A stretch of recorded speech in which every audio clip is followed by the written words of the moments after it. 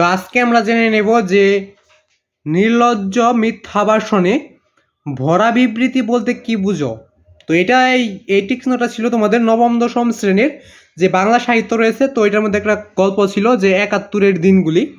তো এটার ২ নাম্বার যে টিক্স নোট আছে, তো এটা উত্তর আজকে তোমাদের দেখাইতে হবে। তো এর আগে তোমরা চ্যানেল নতুন হয়ে থাকলে চ্যানেলটাকে সাবস্ক্রাইব করে স্মরণ করবে, ভিডিওতে একটা লাইক করবে। তো প্রশ্নটা আবার দেখে নেওয়া যাক যে নির্লজ্জ মিথ্যা ভাষণে ভরা বিবৃতি বলতে কি বুঝো। তো উত্তরটা কিন্তু নিচে রয়েছে। তো দেখার আগে তোমরা চ্যানেল নতুন হয়ে থাকলে চ্যানেলটাকে সাবস্ক্রাইব করবে, স্মরণ করবে, ভিডিওতে একটা লাইক করবে। যদি আর কোনো প্রশ্ন লাগে সেটাও কিন্তু কমেন্ট বক্সে বলে দিতে হবে। তো উত্তরটা নিচে রয়েছে। তোটা দেখার আগে তোমরা চ্যানেল নতুন হয়ে থাকলে অবশ্যই চ্যানেলটাকে সাবস্ক্রাইব করবে, স্মরণ করবে, ভিডিওতে একটা লাইক করবা এবং চ্যানেলটাকে অবশ্যই সাবস্ক্রাইব করতে হবে। তো উত্তরটা আমরা নিচে দেখে নেব। তো চ্যানেল নতুন হয়ে থাকলে চ্যানেলটাকে সাবস্ক্রাইব এবং অন করবে, ভিডিওতে একটা লাইক করবে। তো নির্লজ্জ মিথ্যা ভাষণে ভরা বিবৃতি বলতে কি বোঝানো হয়েছে।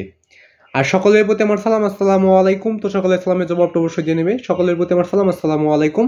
আর সঠিক অ্যান্সারগুলো পেতে চ্যানেলটাকে অবশ্যই সাবস্ক্রাইব করে অনুসরণ করবে, ভিডিওতে লাইক করবা। তো উত্তরটা আমরা দেখে নেই।